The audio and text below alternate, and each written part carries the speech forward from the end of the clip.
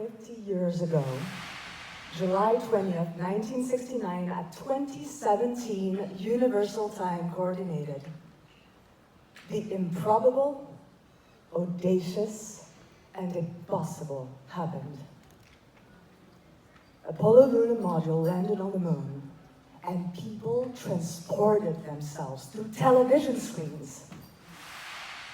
Neil Armstrong took one step, and everybody leaped. The world was transfixed. I wasn't born when it happened, but I watched it decades later, transfixed too. I wanted to be an astronaut. I still do. But I discovered theater before I could rockets. My metaphor of a spaceship for now. But very few moments have galvanized that collective feeling of wonder, right? And that is why we're here. That's what it's all about. That infinite quest into the unknown. It's irrational and makes no sense. There is no purpose other than endlessly figuring out what the purpose is. We are natural space travelers. As of today, 561 people have gone to space, 61 of which were women, representing 24 countries. Afghanistan, Brazil, Bulgaria, Canada, China, Cuba, Czechoslovakia, Hungary, India, Israel, Japan, Kazakhstan, Mongolia, Mexico, Mongolia, Mexico, who else? Slovakia, Russia, Saudi Arabia, Mongolia, South Korea, South Africa, Syria, the United States, and Vietnam. I was using a Joe Quick technique here. But only 12 humans have seen Earth from deep space. And when they did, none of them belonged to any country. They saw the world as it is, borderless, a pale blue dot floating in the cosmic night. And so here we are, 50 years later, honoring the many men and women, most of them unheard of, some who died trying, who propelled us into an era of exploration, and celebrating the boom of the space age. SpaceX, Blue Origin, Moon Express, the Indian Space Research Organization, Space IL are all planning on going back to the moon or land on Mars in the next 3 to 5 years. And as we know, NASA announced it will launch Artemis in 2024, and aboard will be the first woman. The first woman. It's a big deal. And it's about time. Dr. Mae Jemison, the first African-American woman to travel to space 27 years ago, said space travel is about opening the spirit and opportunity of exploration to anyone and everyone, because everyone needs to be represented in space. And so while we shoot for the moon, Mars, or the precious metals of asteroids, in the same galaxy is another planet orbiting the sun 4 times faster than a space shuttle, spinning on itself faster than a bullet, inhabited by billions of very peculiar aliens and millions of different life species, most of which have yet to be named and cataloged.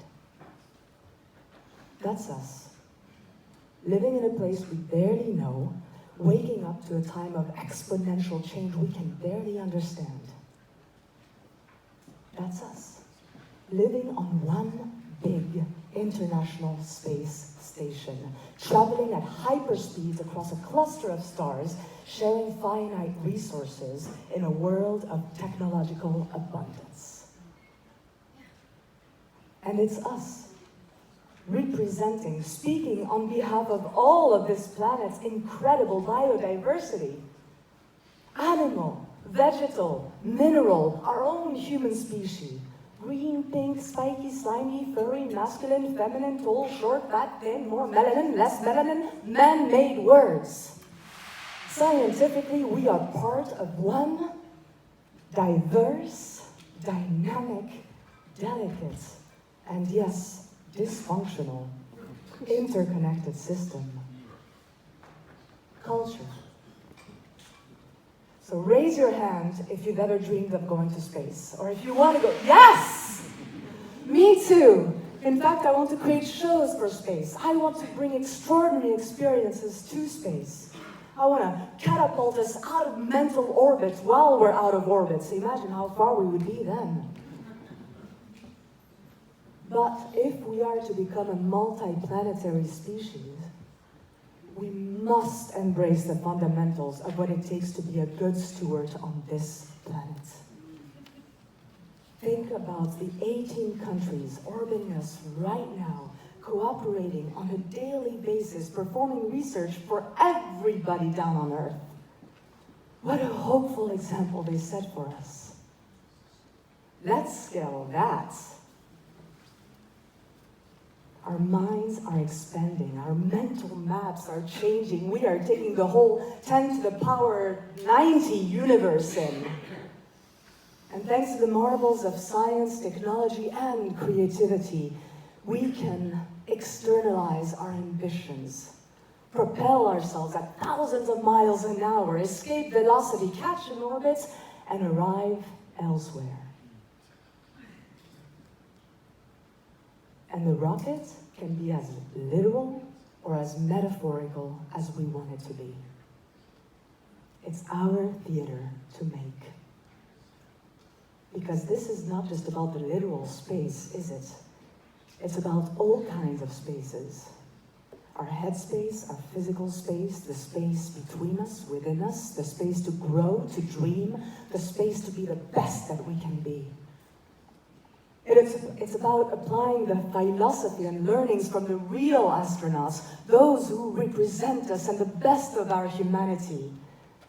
Those who've trained for years and learned how to nurture an inclusive culture, how to collaborate and cooperate, take calculated risks, overcome fear with competence, how to lead while knowing how to play, who've learned enough about everything so to minimize rooms for error, because failure is not an option.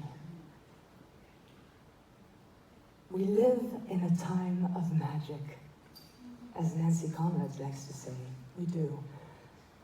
Today we have supercomputing powers in our pockets, 1 million times more powerful than all of NASA had 50 years ago. Moonshot power at the tip of our fingers. Moonshot power to commit ourselves to solving the most improbable, audacious, and impossible challenges. From the oceans to the moon, from nebulas to Neuron. One step at a time. Our revolution is in the making. Take it in.